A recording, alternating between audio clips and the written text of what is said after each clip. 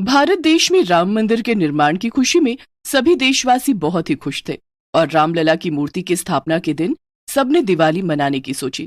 दिवाली का समय आते ही रमेश नगर में चारों तरफ खूब रोशनी और पटाखों का शोर शुरू हो गया। एक दिन छोटू और पिंटू नाम के दो बच्चे आपस में बैठे बातें कर रहे होते हैं। छोटू पिंटू से कहता है, अरे पिंकू, पता है मेरे पिताजी इस बार ऐसा रॉकेट लाएंगे जो हम सबके घरों से ऊंचा जाके फटेगा। बस क्या? अरे मेरे पिताजी को देख, उन्होंने मुझसे वादा किया है वो ऐसा रॉकेट लाएंगे जो सीधा आसमान में जाकर फटेगा, तेरे रॉकेट से भी ऊंचा, और उसमें से खूब सारे रंग भी निकलेंगे, समझा क्या? बस क्या, अब देख, मैं अपने पिताजी को बोलूंगा कि वो तेरे रॉकेट से भी ऊंचा जाने वाला रॉकेट लेकर आए। पिंकू और छोटू अनजान होते हैं कि कोई उनकी बात सुन रहा है। उनके सर के ऊपर एक चुड़ैल बैठी हुई थी। उन दोनों की बात सुनकर चुड़ैल कहती है, क्या बातें कर रहे हैं? ऐसा भी कुछ होता है क्या? हमारे चुड़ैल लोक में तो इस तरह की कोई चीज नहीं होती, और हम दिवाली भी बिना पटाखों के मनाते हैं। ये बच्चा क्या बातें कर रहा है? और अभी तो दिवाली गई थी, साल में 2 दिवाली। चुड़ैल बच्चों का पीछा करने लगती है। पिंकू अपने घर जाता है। पिंकू के पिता रामलाल रॉकेट लेकर आए होते हैं और पिंकू से बोलते हैं, पिंकू बेटा, ये लो बेटा रॉकेट, और इसे बाहर चला कर देखो, मजा आ जाएगा। ये बिल्कुल वैसा है जैसा तुमने मांगा था। रामलाल की बात सुनकर पिंकू रॉकेट लेता है और घर के बाहर आकर चलाता है। रॉकेट सीटी मारता हुआ उड़ने लगता है और ऊपर आसमान में जाकर फट जाता है। ये देख चुड़ैल बोलती है, अरे यार, ये तो बहुत ही सही चीज है। मजा आ गया देखकर। अभी चलकर अपने बेटे को बताती हूँ। फिर चुड़ैल उड़कर अपने लोक में पहुंच जाती है और अपने चुड़ैल लोक की दूसरी चुड़ैलों को बताती है, अरे काली चुड़ैल बहन, मैंने आज तो एक बहुत ही अलग चीज देखी इंसानों के लोक में। वहाँ हम चुड़ैलों से भी ज्यादा उड़ने वाली चीजें आ गई हैं। हमसे भी ज्यादा तेज उड़ने वाली चीजें? मुझे तेरी बात समझ में नहीं आई बहन, थोड़ा खुलकर बताओ। फिर चुड़ैल उसे सारी बातें बताती है, जिसे सुनकर काली चुड़ैल बोलती है, अरे वाह, ये तो मजा ही आ गया। बताओ, ऐसी भी चीजें बनाने लगे ये इंसान।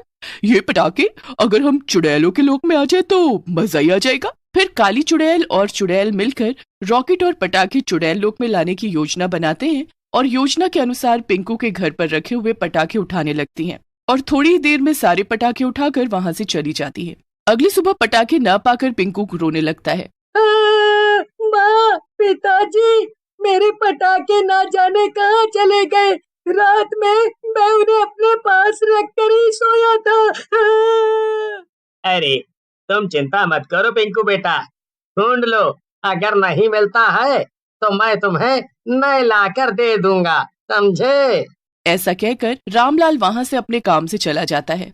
उधर चुड़ैल लोक में काली चुड़ैल और चुड़ैल को बाकी चुड़ैलें हैरानी के साथ देखने लगती हैं। एक चुड़ैल जिसका नाम गोरी होता है, काली चुड़ैल के पास आकर बोलती है, बहन, ये क्या है और क्या लेकर आ गए तुम इंसानों के यहाँ से?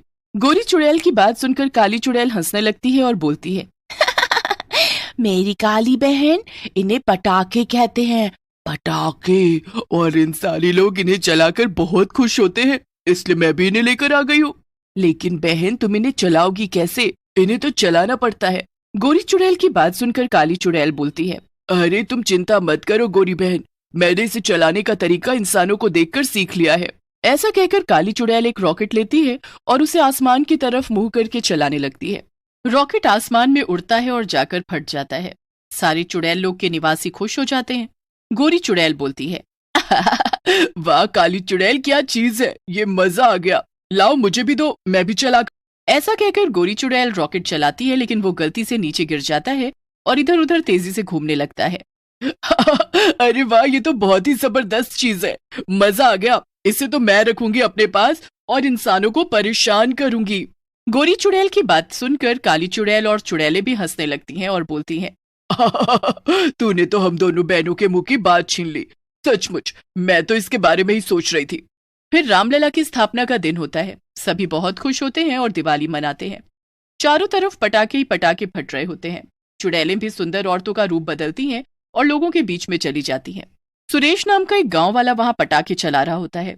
इतनी सुंदर 3 औरतों को देखकर खुश हो जाता है और बोलता है, आप तीनों कौन हैं? आप में से सुंदर तो कोई भी नहीं है। इस गांव में कहाँ से आई हो? सुरेश की बात सुनकर तीनों चुड़ैलें हंसने लगती हैं और बोलती हैं मेरा नाम कामिनी है और ये मेरी बहन उर्वशी और रंभा है। हम दोनों पास के गांव में रहती हैं। आपके गांव की दिवाली के बारे में बहुत सुना है इसीलिए हम यहाँ दिवाली मनाने आ गई हैं। औरतों की बात सुनकर सुरेश खुश हो जाता है और बोलता है सही कह रही है कामनी जी। हमारे गांव की दिवाली तो सचमुच बहुत मशहूर है। अच्छा हुआ आप यहाँ आ गई। अब तो दिवाली का मजा दुगना हो जाएगा। सुरेश को इतनी सुंदर औरतों से बात करते देख सुरेश के दोस्त कलवा और राजन भी देख लेते हैं। कलवा और राजन भी सुरेश के पास चले जाते हैं। सुरेश कलवा और राजन को चुड़ैलों से मिलवा देता है। फिर सारे मिलकर दिवाली के पटाखे फोड़ने लगते हैं। राजन बहुत ही खुश होता है। तभी उर्वशी एक रॉकेट लेती है और गांव वालों की तरफ मुंह करके चलाने लगती है। ये देख सुरेश डर जाता है और कहता है ये क्या कर रही हो उर्वशी? अगर तुम ऐसे रॉकेट चलाओगी तो ये किसी को लग सकता है। तुम ऐसा मत करो। सुरेश की बात सुनकर उर्वशी हंसने लगती है और बोलती है अगर पटाखे चलाने में मस्ती ना की तो क्या मजा है। अभी तुम देखो तुम्हें भी मजा आएगा। ऐसा कहकर उर्वशी रॉकेट को नीचे रखकर चला देती है। रॉकेट सीधा उड़ता हुआ एक आदमी की धोती में गिरता है और उसकी धोती में आग लग जाती है। ये देख तीनों औरतें हंसने लगती हैं।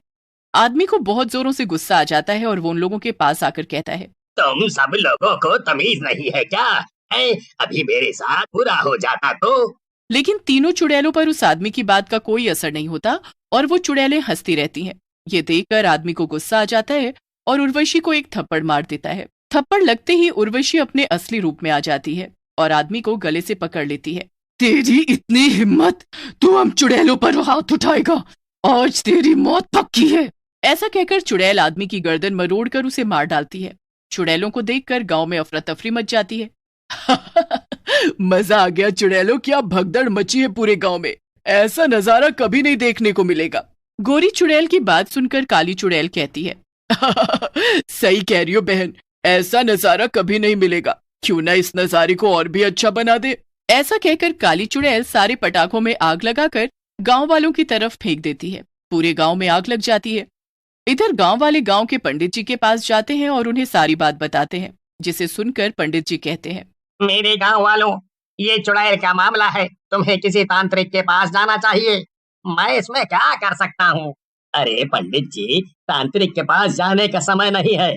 आप चलो, नहीं तो पूरा गांव जलकर भस्म हो जाएगा। हाँ। फिर गांव वालों की जिद पर पंडित जी चुड़ैलों के पास चल पड़ते हैं। पंडित जी को देख चुड़ैल कहती है इस मरियल को लाए हो गांव वालों अपनी मदद के लिए? ये कुछ नहीं कर पाएगा। चुड़ैल की बात सुनकर पंडित जी कहते हैं दुष्ट चुड़ैलों, तुमने गांव वालों को परेशान करके ठीक नहीं किया है। मैं तुम तीनों को नहीं छोड़ूंगा। आज हमने अपने गांव के मंदिर में भी राम लाला की प्राण प्रतिष्ठा की है। उसी का ये चरणामृत है। ऐसा कहकर पंडित जी चरणामृत के छींटे उन चुड़ैलों पर डालते हैं। छींटे पड़ते ही चुड़ैलें जलने लगती हैं। ये सब क्या कर दिया पंडित तूने? हम तीनों तो जल रही हैं। हमें जाने दे, हम तीनों यहाँ फिर कभी नहीं आएंगी। तुम तीनों अब यहाँ से जल कर ही जा पाओगी। थोड़ी ही देर में तीनों चुड़ैलें जलकर मर जाती हैं।